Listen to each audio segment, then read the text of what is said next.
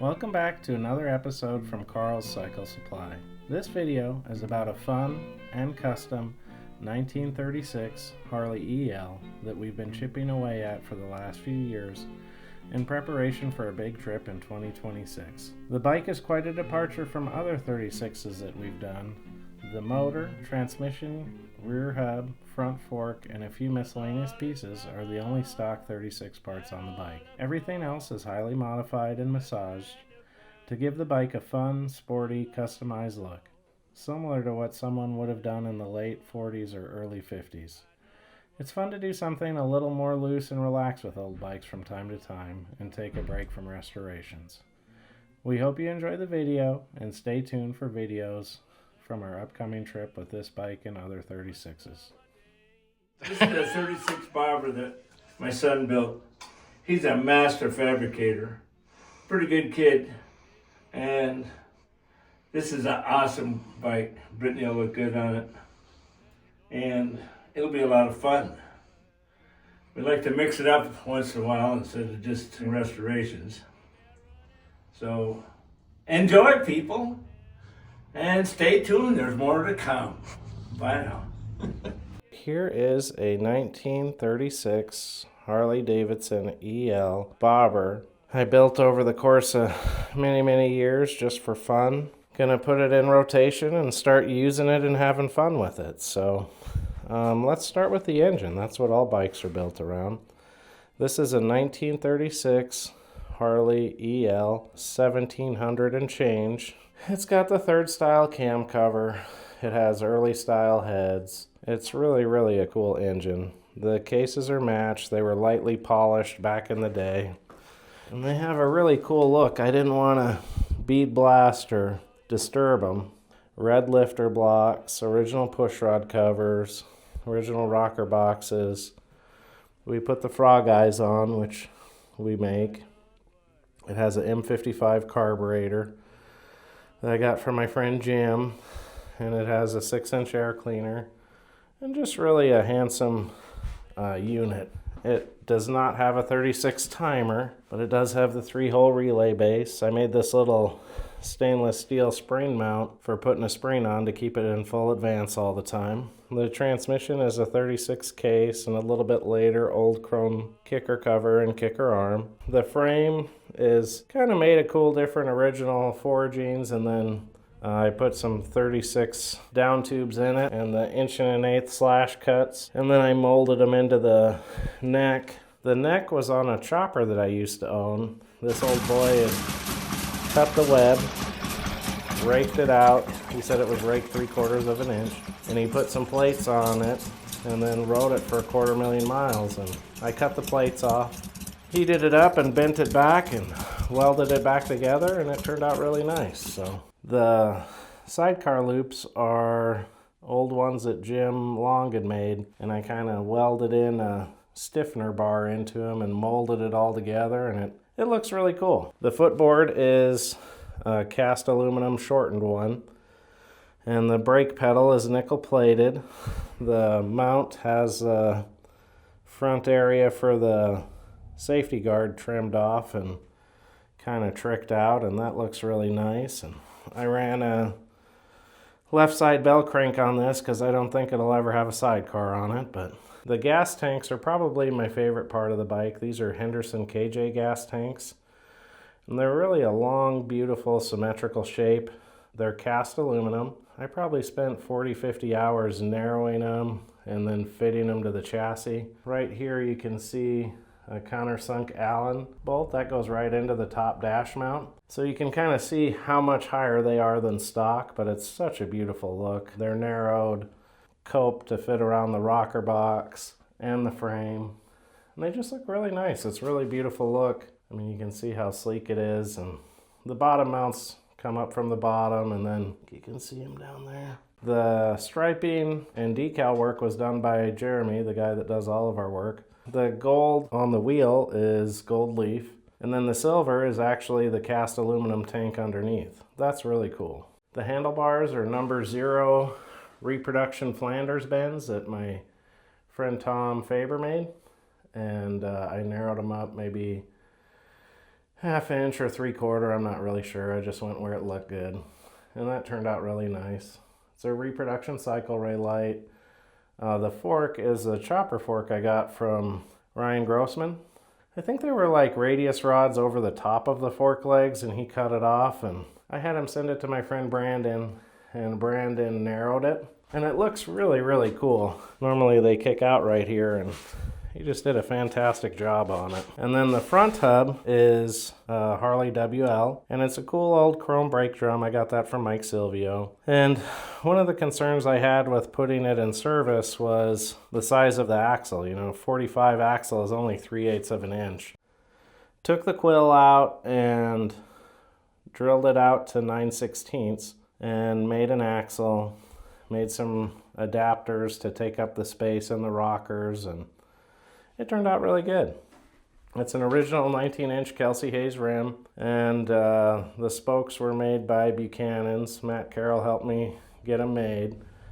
And the wheel reins are ones that I've made for a few years, and I had Jeremy stripe them like a 37, and it's really cool. If you look at the fenders, they don't really look like anything that you're used to seeing. Joe Coopersmith made these for me, and I gave him the dimensions for the profile and the width, and he just knocked them out. I mean, it's absolutely unbelievable, and he did it really fast, and he did a amazing job. They come back nice enough to chrome plate.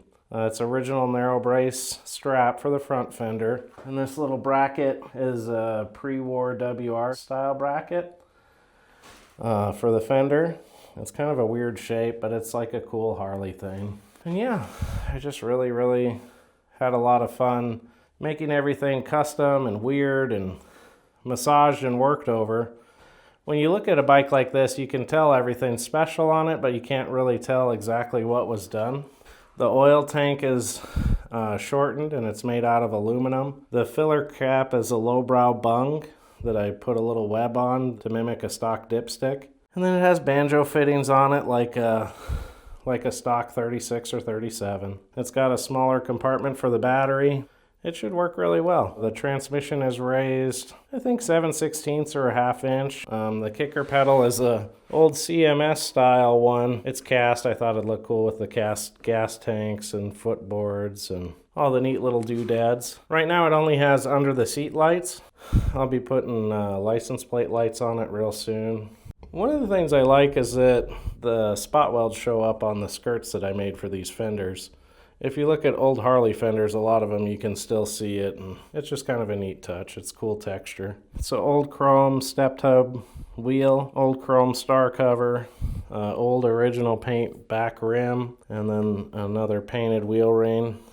The plan was to patina the whole bike, and I kind of like using as many original plating and paint parts as possible, and then aging everything down to match it. After seeing it shiny though, I think I'm going to just leave it like this. So this is probably my favorite shot of the tanks and the way the dash looks.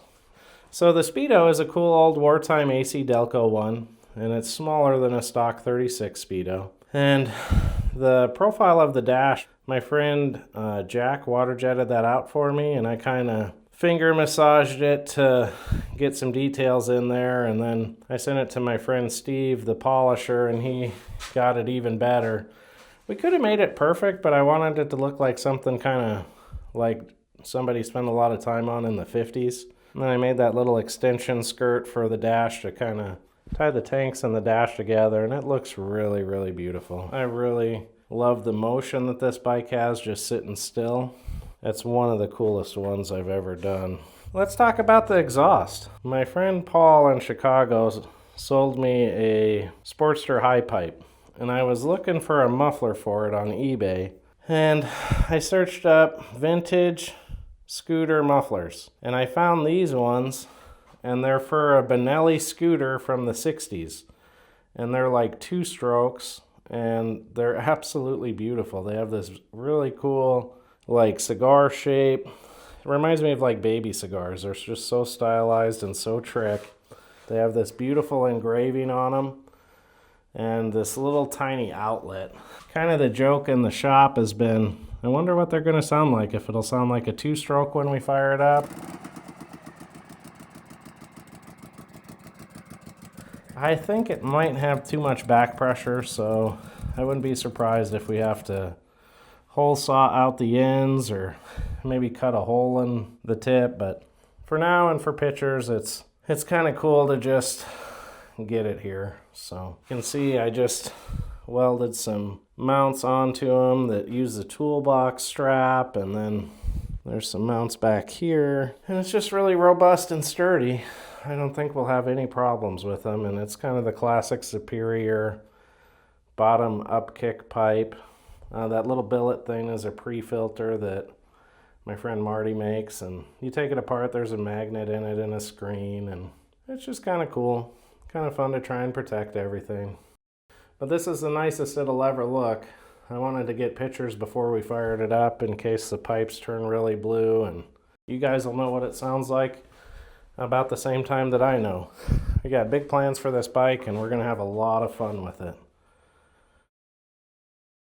Okay, here is the left side of this 36, and it is just as pretty as the right side. I'm really happy with this one. Let's start at the back. That's a Cooper Smith rear fender that I made the skirts for, and it's got just enough clearance for the tire to fit freely, and it's narrow enough to where I didn't have to do a kick-in for chain clearance, so that's really cool. The chain guard tab is riveted to the brace, just like a early 36. I made this really cool license plate mount that goes off of the fender mount and the rear stand mount. And then I put this little terminal board right here. Purple is for the brake or directional lights, and then this will be the tail light. So this will be the tail light power, and this will be the brake light power. And I'm not sure if I'm going to do 2 joules here or do all 4. The brake drum's really nice. You'll notice a few of the rivets are missing, but somebody a long time ago, before I was born, welded the sprocket to the drum.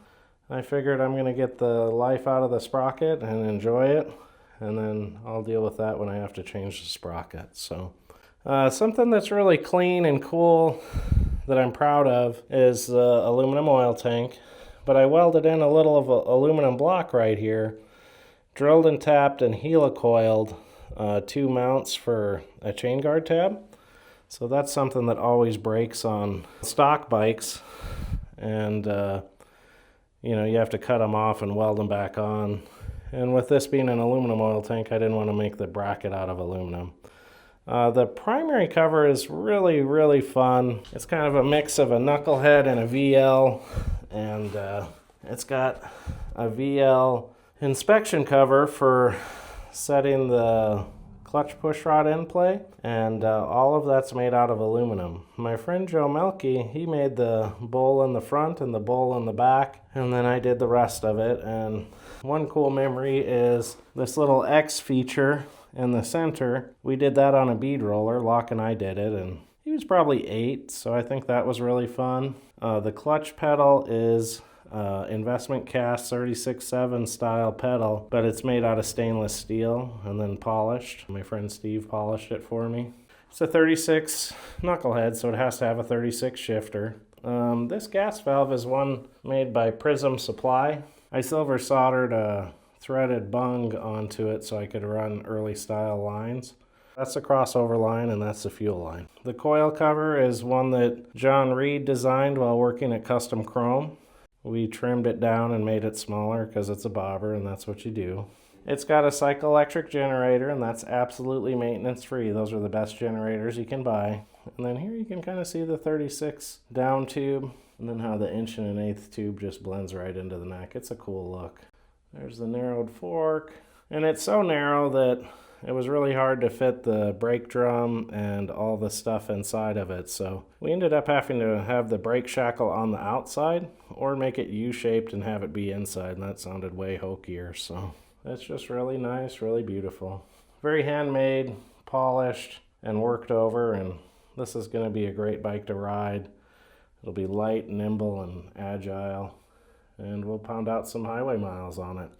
We got a lot planned for it this summer. We'll post some videos once it's done. Bye. Okay, let's start it! Woo. Oh, my gas caps are vented now. How nice is that? My hair is curly. Snowing. It's beautiful.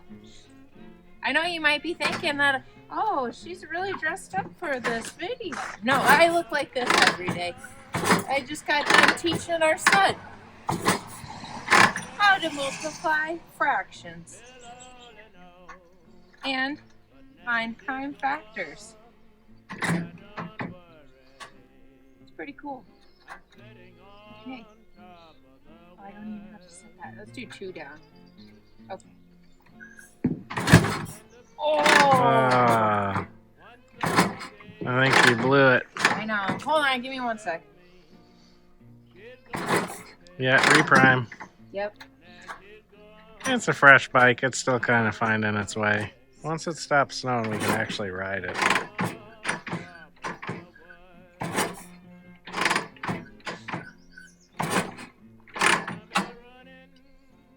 All right. Enough about my clothes and my hair.